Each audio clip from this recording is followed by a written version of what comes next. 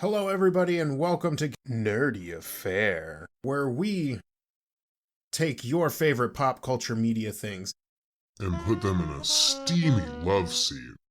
with Oh our personal God. favorite tabletop role-playing games. I'm Cody.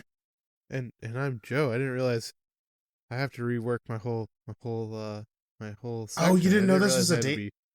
No, I didn't realize it had to be steamy. Well, yeah, no, this was a dating show. Mine is very tepid. Like, Oh no. See, this is this what is happens when we embarrassing. we workshop things and then 2 weeks of hiatus and then come back and we're like, yep, we're good to go. This is the second time this has happened. It's the second time this happened. Oh no, what was the first time? Oh, you brought the swimsuits to the deep dive. Oh, that's right. I did do that. A Yeah. classic bit. Everyone Classic bit. Yeah, obviously that'd be funny. Like, what are you even talking about? That's a good bit right there. It's good quality content that I know everyone here craves. It's a good bit, Cotton. Hey, remember that movie? No, what? Dodgeball? Uh, That was a oh movie, yeah. huh? So here's the thing about that. Have you never I seen know Dodgeball? I've actually never dodgeball to the fullest of the length of that feature film. Whoa. You gotta Yeah, I dodge know. I know. the If you're gonna dodge a wrench, you're gonna dodge a ball, and that Ben Stiller's an asshole, I think, or is he the it's good true. guy? No, Vince Vaughn is the good guy, actually. Ah, yes. So a decision who can forget Vince Vaughn?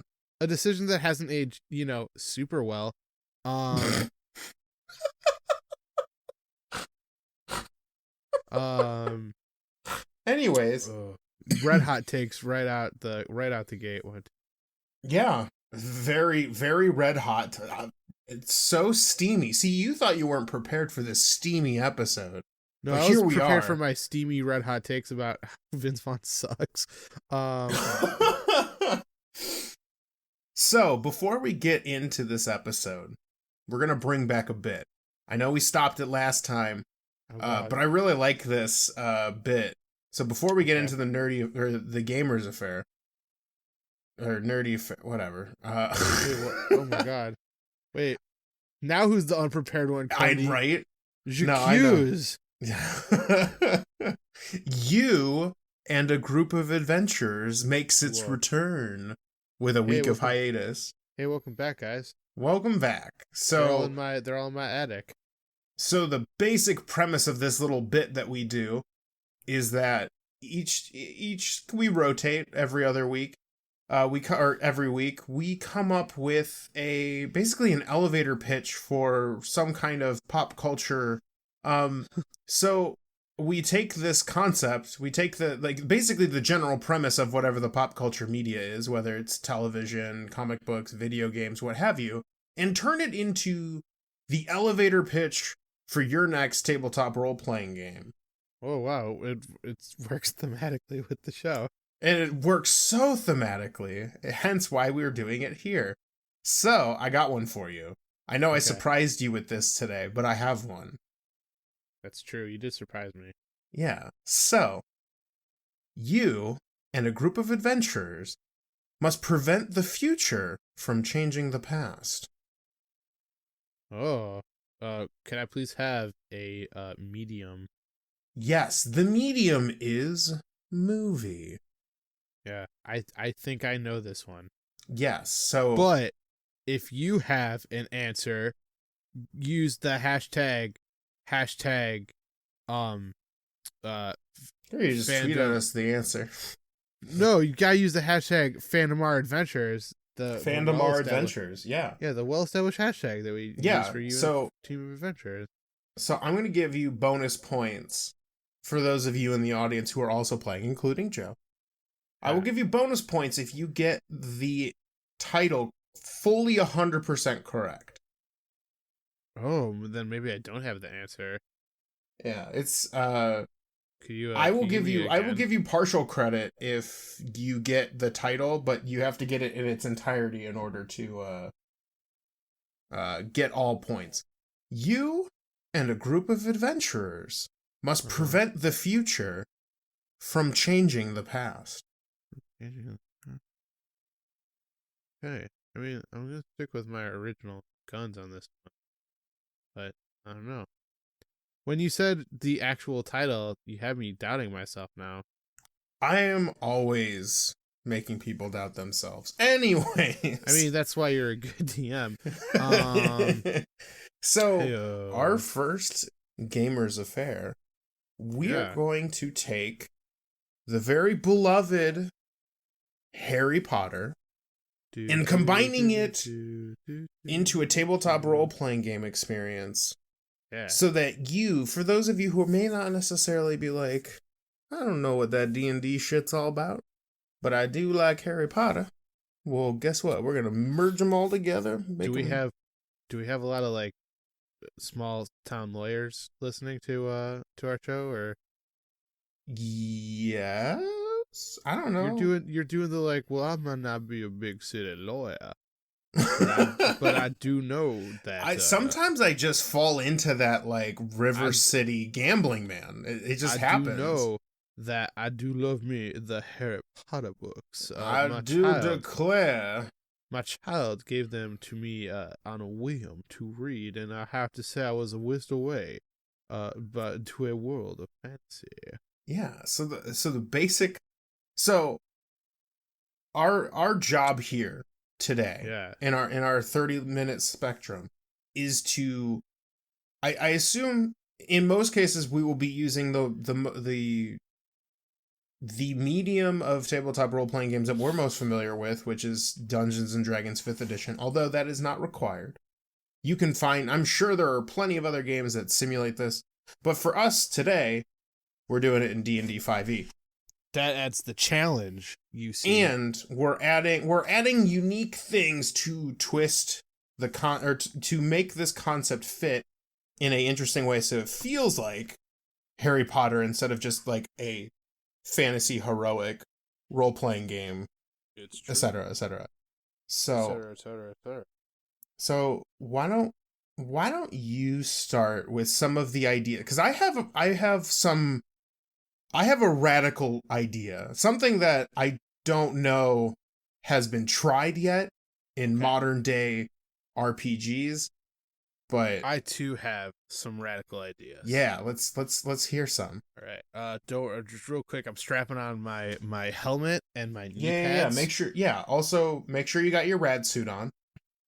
I got my rad suit on. It's pretty rad. It says it right Orange here. gloves. Orange gloves, obviously. Yeah. Do you have your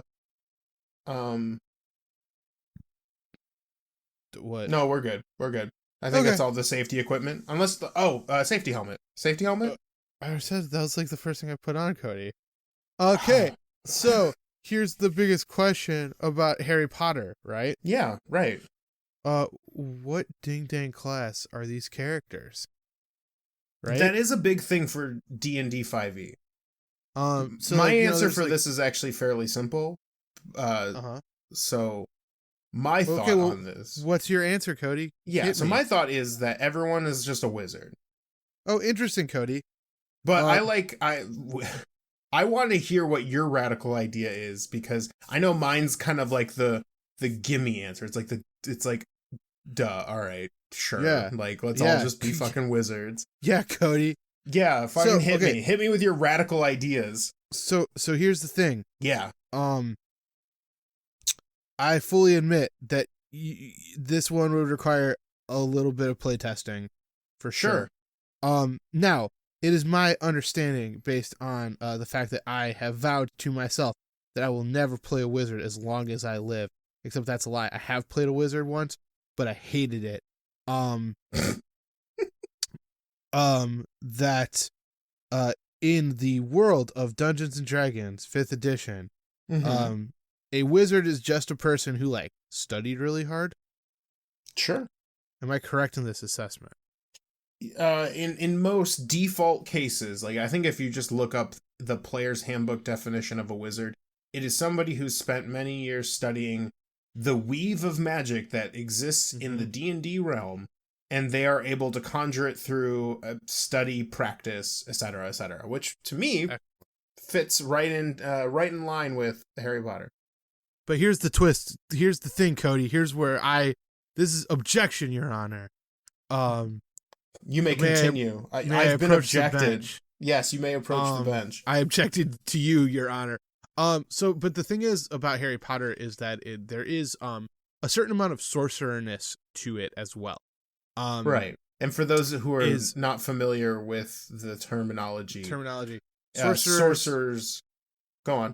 Sorry. They have a magical bloodline, and so whereas a wizard spends time reading books and learning the minutia of the ins and outs, a sorcerer is able to just kind of tap into like raw magic, which is not quite what happens in Harry Potter, but like you or I, as people who were born without wizard parents, could not become a wizard because, well, I mean, it's very unlikely for us to become wizards because we don't have that that latent magical in our blood, in our bodies.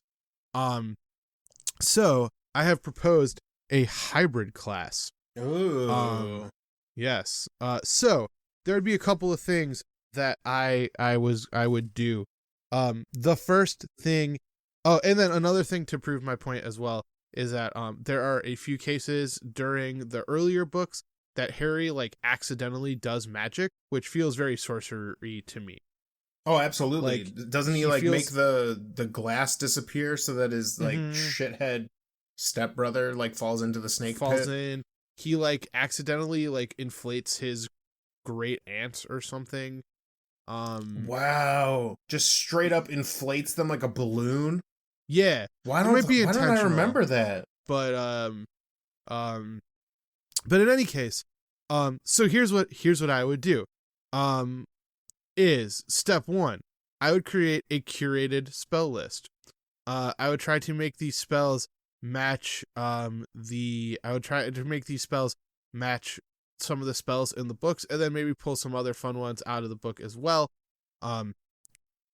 Now, next, I would assign to these spells different base stats. So for instance, some spells are kind of charisma based. Some spells are kind of intellect based. Things like that.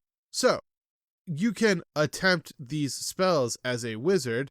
You can attempt these spells, and then what you would do is you would roll a d20, and then you would add whatever modifier that you were using. So let's say that you're trying to cast Expelliarmus, which is a combat spell.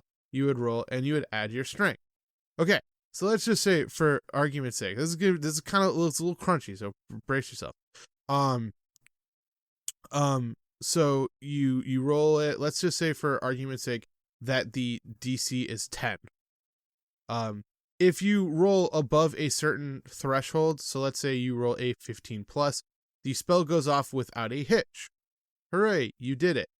If you roll between a 10 and a 15, you can do the spell, but it is depowered in some way. So for instance, if this damage was a d6, you would drop it down to a d4. If it is 10 or lower, you would fail. And then the other thing that would happen is that's when you would kick in that Sorcerer's Wild Magic table, and you might have an unintended spell effect that you weren't intending. Something that sometimes happens in Harry Potter. Now here's the twist. You're going to school to become a good wizard. So as you go to classes and you do your learning and you do your studying and things like that, you would gain more, you would gain spells and the knowledge to do those spells. And then you would be able to add that modifier and also your proficiency. So the more you study, the harder you study, the more spells you learn, and the better you get at casting magic. And then over time, you'll eventually reach a point as well where your spells are going to be able to do their full power more often. Also, when you learn a spell, I would drop that botch roll on the wild magic table thing. Okay. So there you go. Very cool. I like it. So definitely one of the things I was thinking about, but I didn't put it down as my core talking point, is that the spells in 5th edition Dungeons and Dragons and Harry Potter definitely do not mix. So there's definitely going to be some tweaking for sure. So a curated spell list, if you want to really simulate that Harry Potter life that everyone has always wanted, I think that's a really cool step in the right direction. And having sort of a augmented spell casting system, if you will, mixed with like wild magic. Like that stuff is all pretty cool. I like that. Yeah. Very neat stuff. Should I talk about my radical ideas? Sure. And then there's one other thing I'd like to talk about, but like I want to hear your radical ideas because they sound pretty radical. Yeah. So here's the thing. We've all read the Harry Potter books, or at least watched them in my case, right? So we all Yeah. know what it's like to be the hero that saves the world, right? I do. So Jess gave me a radical new spin on it, because I was like focused so hard on like how am I gonna play as uh fucking Harry Potter or Harriet Ceramica, in case you wanted Sure. to. Yeah. Boo. Boo. It's all bad. All right, I well, decided. it's canceled now. The podcast is canceled. So here's the thing. Wouldn't it be cool to play one of the teachers at Hogwarts? Oh, interesting. So I decided to kind of take a different angle on this. And so the idea is that all the players would be teachers at Hogwarts. Now, granted, you're going to have to like remove some people or whatever, or like maybe you embody those characters, however you want to do it. But like, first off, there would be two very distinct modes of play. So like one of them is like being a teacher, and you have to teach these kids, especially the chosen one, how to cast spells and how to be a good wizard, because if you don't and you do a bad job, then that chosen one or those students don't know how to do those spells, and that may have consequences down the road. So in order to kind of simulate this but not like bog down, like, all right, every day here's potions class 101, the idea would be that every week in game you would make a skill check based like in order to, or a series of skill checks to basically augment like your, or to symbolize, or kind of resemble the idea of teaching. So you'd make like arcana checks, performance checks, maybe some spellcasting checks, and passing these checks will reward the teacher with bonuses of some kind. Maybe it's there isn't a random effect that or like maybe the kids don't like lash out during class or like cause a ruckus that makes the headmaster mad, or maybe maybe if you do fail they try to like make some outlawed potion or whatever and accidentally like hurt somebody, and that's on you. They do love doing that in those books. Yeah.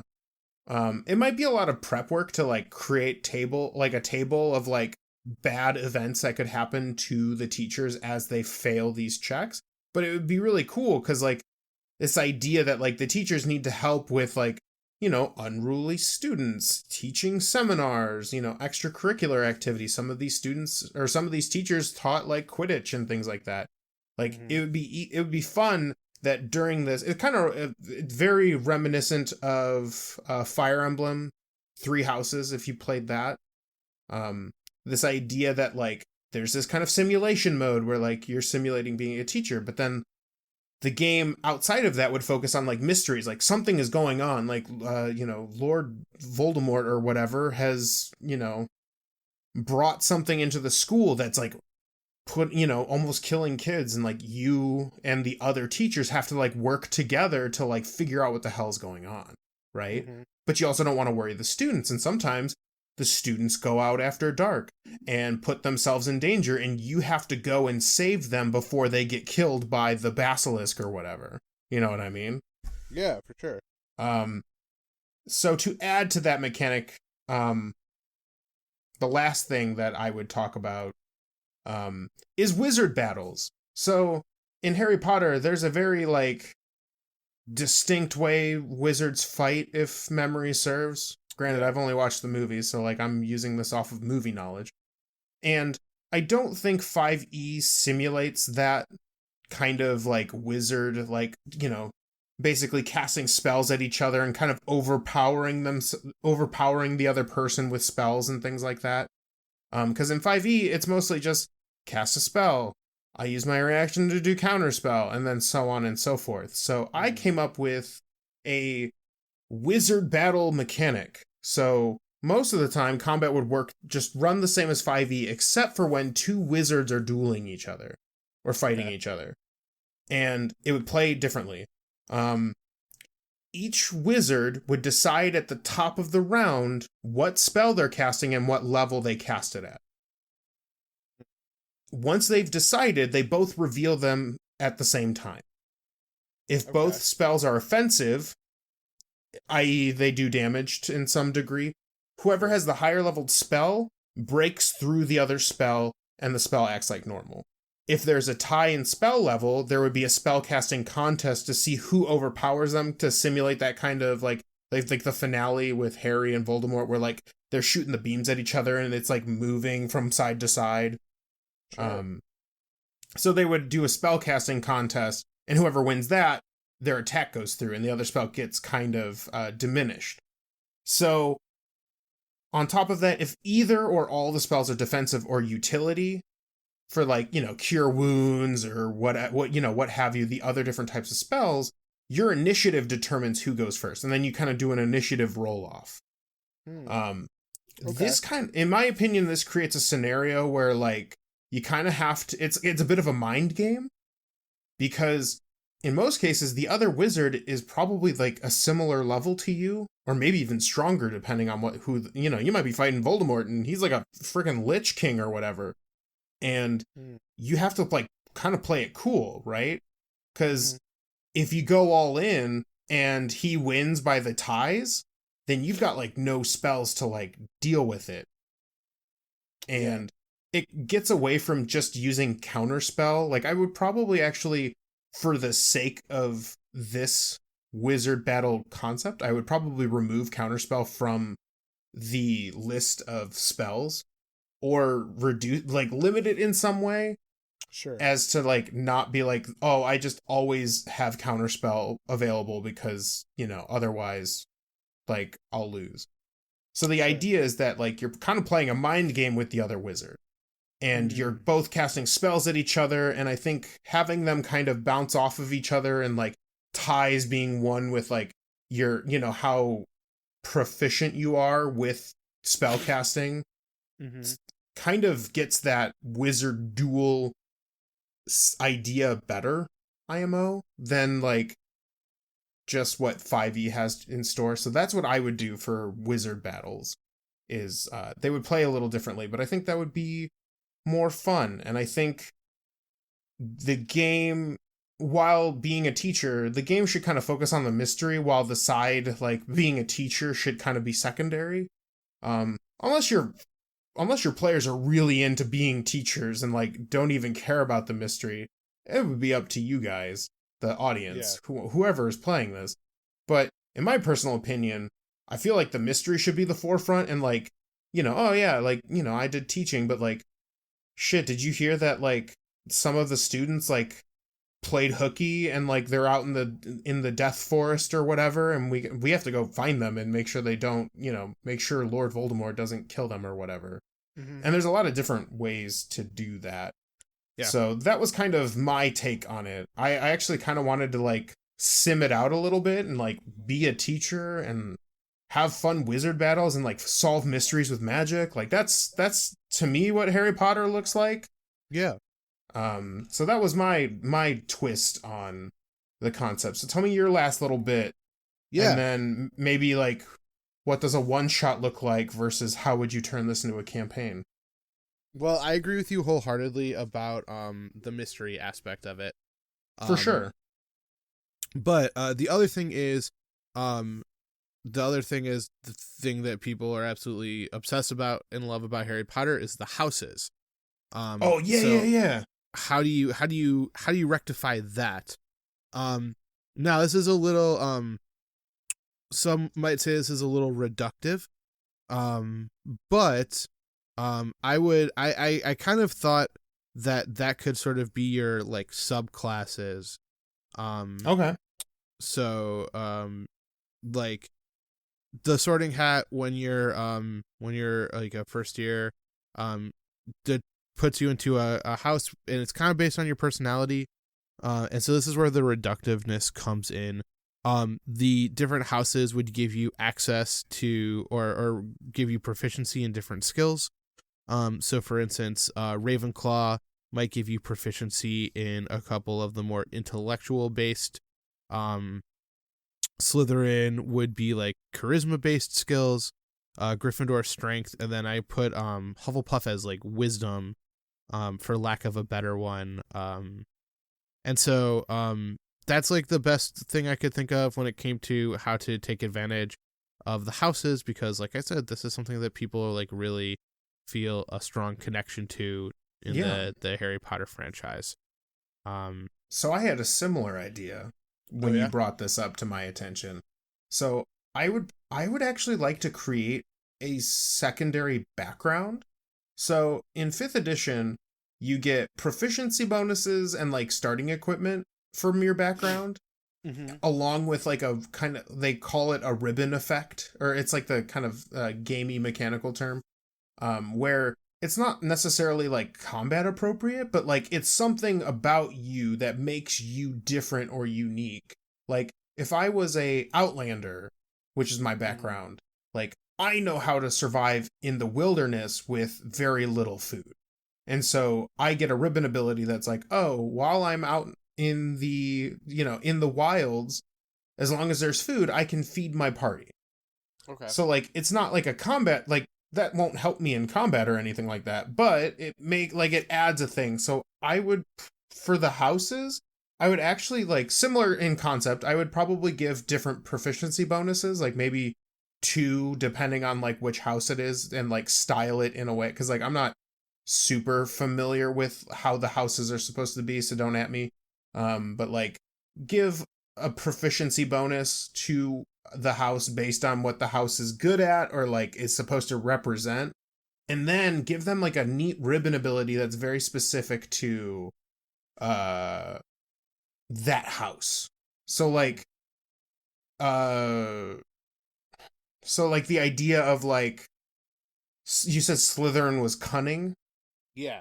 So like what if the ribbon ability was like when making an investigation check, you can, or like when investigating like a situation, like you gain an additional piece of information that otherwise wouldn't be known to anyone else.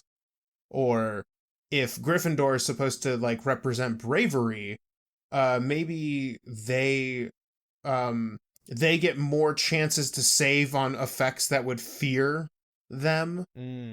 Or maybe they like get a small bonus to like their athletics check when in the face of danger. Something to that effect. Sure.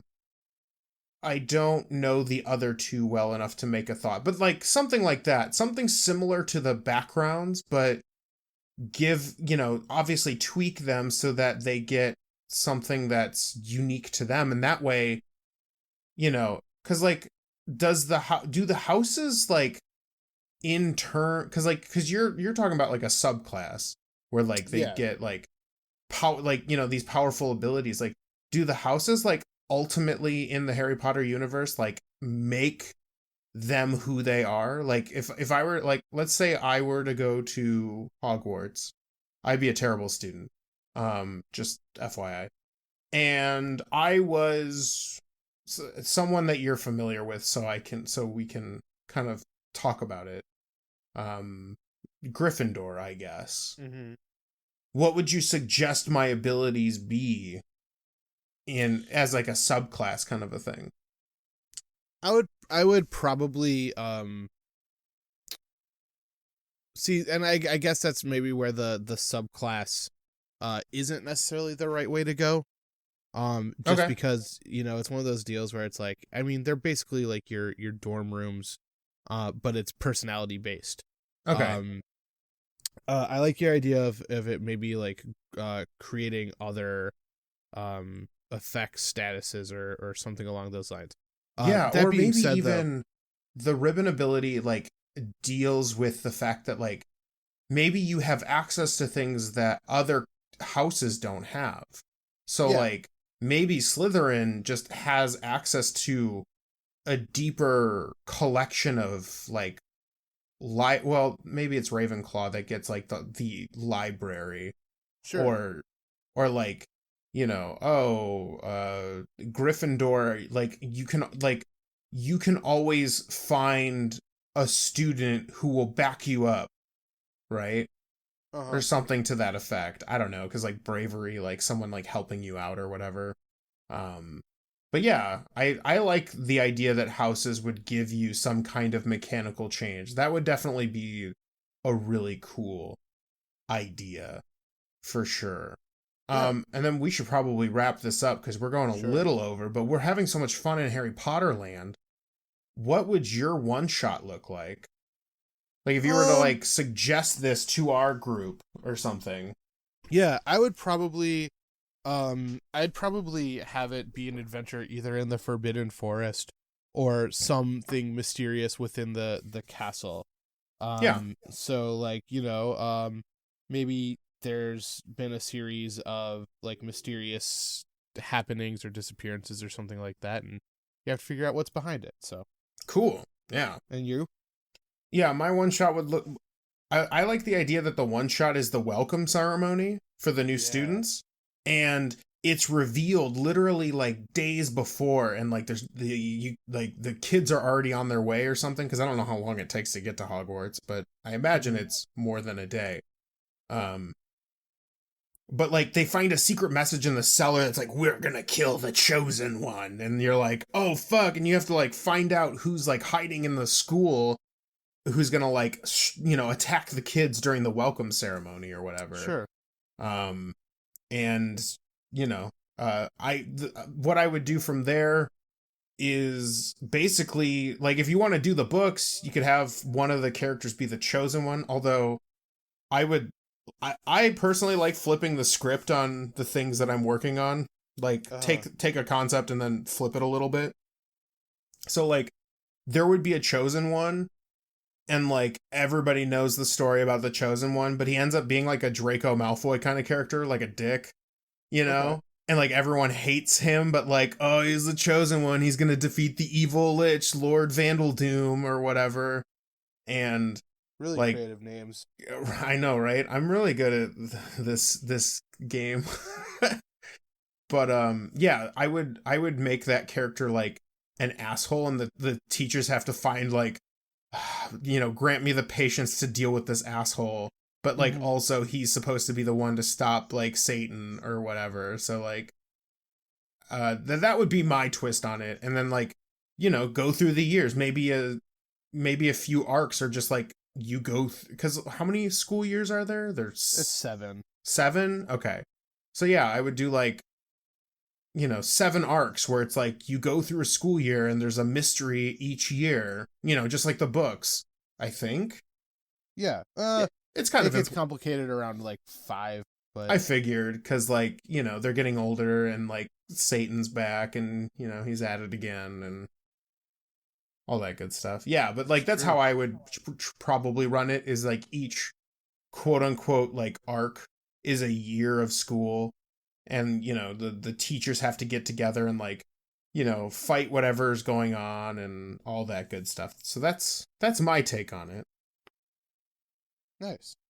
Yeah. So if you want in on this conversation and you want us to kind of create a tabletop role-playing game experience for your favorite nerdy thing, whether it's books, TV, video games, comic books, anime, manga, whatever you want, hit us up. If you go to our website at www.fandomroulette.com, at the bottom, along with all of our social media places, if you need those, there's a little box where you can fill out your name and your like, or your internet handle, and then a title. And then if you put, the nerdy affair and whatever you want us to talk about, or like what you'd be interested in hearing, we'd love to hear from you and do episodes based on fan created topics. Because, I mean, don't get me wrong, Harry Potter was super fun, but like I'm also curious as to what other people are like interested in us doing. So feel free to send us a message. And Yeah.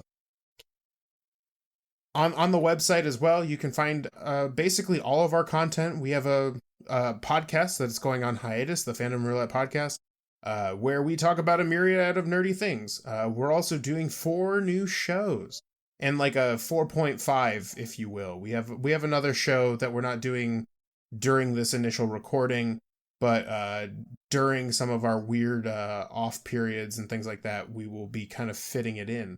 So yeah, you will find all of that and more at our website. If you're looking to share this with people and, doing all the reviewing and whatnot, you can find us on iTunes, SoundCloud, Google Play, Spotify, your RSS feeds, and YouTube. So please, we appreciate any kind of help, whether that's leaving a like, smashing the bell on YouTube, reviewing, sharing with your friends, anything that you can do for us. Would greatly appreciate it. We would love your feedback as we are trying this bold new direction in the Fandom Roulette line of content. Yes, and we want to thank you so much for listening. It's just exciting new adventures for us, and we're glad that you're along for the ride. Yeah. So if you have a guest for you and a group of adventurers, use the hashtag #FandomRAdventures. And signing off for the Nerdy Affair. Yes. This is Joe. And I'm Cody. And as always, stay nerdy. Stay super nerdy.